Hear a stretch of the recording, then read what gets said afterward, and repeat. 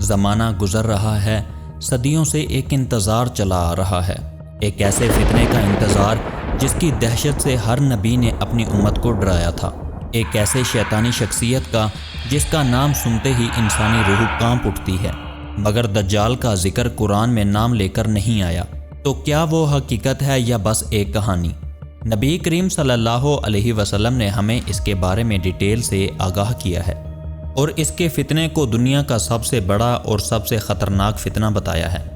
دجال کا مطلب ہے جھوٹ بولنے والا، دھوکے باز اور فتنہ پھیلانے والا۔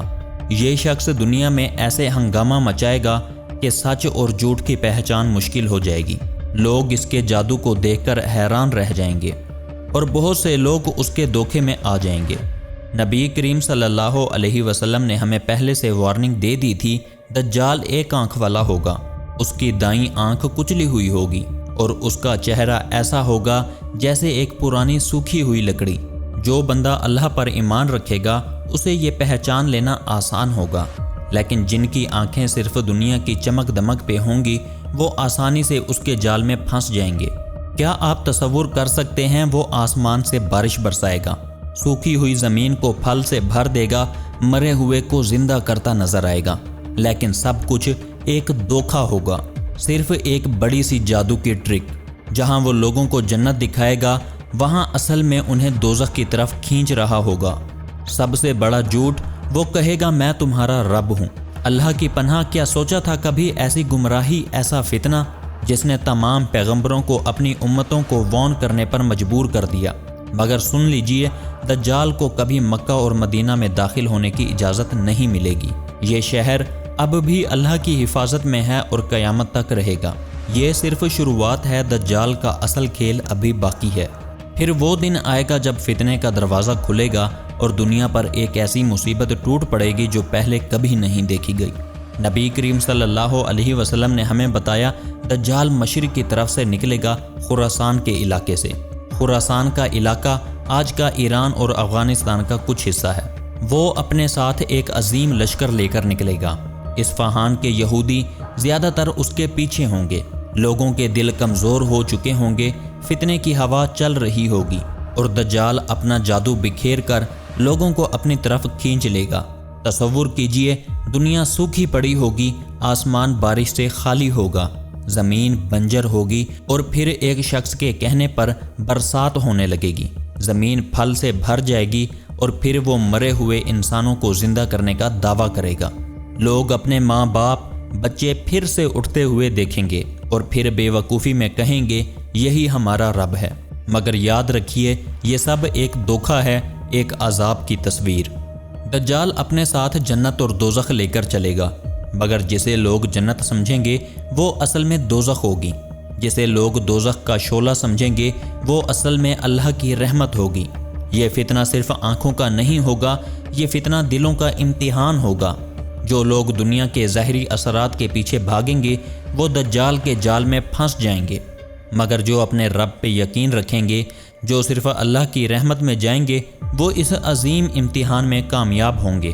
اللہ کے رسول صلی اللہ علیہ وسلم نے ہمیں راستہ دکھایا۔ ہر جمعہ سورہ الکہف کے پہلی 10 اور آخری 10 آیات کی تلاوت کرنا ہمیں دجال کے فتنے سے بچائے گا۔ یہ دور صرف شروعات ہے، دجال اپنا مشن لے کر نکل چکا ہے اور اب انسانیت اپنے سب سے بڑے امتحان کا سامنا کرے گی۔ جب دجال کا فتنہ اپنی انتہا کو پہنچے گا، دنیا ظلم اور اندھیروں میں ڈوب جائے گی، حق اور باطل کی پہچان مشکل ہو چکی ہوگی، لوگ بھوکے پیاسے، بے حال اور امید سے خالی نظر آئیں گے، انسانیت اپنے غرور کا نتیجہ بھگت رہی ہوگی۔ دجال دنیا کے کونے کونے میں اپنا اثر پھیلائے گا، شہروں کے شہر اس کے تصرف میں آئیں گے۔ وہ لوگوں کو اپنی ربابیت کا دعویٰ دے کر سجدہ کروائے گا۔ جسے پیسہ چاہیے، روزی روٹی چاہیے، پانی چاہیے، اسے اپنے ایمان کا سودا کرنا پڑے گا۔ یہ دنیا کا سب سے بڑا امتحان ہوگا، جہاں ایک وقت کا ناشتہ ایمان سے مہنگا لگنے لگے گا، لیکن جب ظلم اپنی حد کو چھو لے گا اور جب مومنین کی آخری امید ٹوٹتی نظر آئے گی، تب اللہ اپنے عظیم نبی حضرت عیسیٰ ابن مریم کو بھیجے گا۔ حضرت عیسیٰ علیہ السلام شام کے ایک سفید مینار پر نزول فرمائیں گے۔ دمشق کے ایک مقام پر ان کے کاندھوں سے پانی کے قطرے ٹپک رہے ہوں گے، ان کا چہرہ روشن ہوگا اور جب وہ جھکیں گے تو ایسا لگے گا جیسے موتی کے قطرے ٹپک رہے ہیں۔ حضرت عیسیٰ علیہ السلام دجال کا تعاقب کریں گے، وہ دجال کو دیکھتے ہی کہیں گے او اللہ کے دشمن، اب تو نہیں بچے گا۔ دجال کی روح اس وقت ایسے لرز اٹھے گی جیسے کسی نے اس کے زخموں پر نمک چھڑک دیا ہو۔ پھر باب لد کے پاس جو آج کے فلسطین کا علاقہ ہے، حضرت عیسیٰ علیہ السلام دجال کو قتل کریں گے۔ فتنہ آخر کار تباہ کر دیا جائے گا، ظلم کا دور ختم ہوگا اور دنیا ایک بار پھر امن اور انصاف کا عالم بن جائے گی۔ جب دجال مرے گا تو ہر شہر میں سکون بھر جائے گا، زمین اپنے خزانے نکال دے گی اور انسانیت پھر سے اپنے اصل راستے پر آ جائے گی۔ دجال کا فتنہ اتنا شدید ہوگا کہ صرف وہی بچ پائے گا جو ایمان پر قائم رہے گا، جو اپنے رب پر پورا یقین رکھے گا۔ سورہ کہف کی پہلی 10 اور آخری 10 آیات ہمارے لیے نور بنیں گی، ہدایت کا چراغ بنیں گی اور دجال کے جادو کو ہم تک پہنچنے سے روکیں گی۔ وہ لوگ جو قرآن کے ساتھ جڑے رہیں گے، جن کے دل اللہ کے ذکر سے روشن ہوں گے، انہیں دجال کا دھوکہ کبھی اثر نہیں کرے گا۔ یاد رکھیے، یہ جنگ تلواروں یا ہتھیاروں سے نہیں ہوگی، یہ جنگ دل اور ایمان کی ہوگی۔ جن کے دل میں اللہ کا خوف اور محبت ہوگی، وہی اس عظیم امتحان میں کامیاب ہوں گے۔ نبی کریم صلی اللہ علیہ وسلم ہر نماز کے بعد ایک خاص دعا مانگا کرتے تھے۔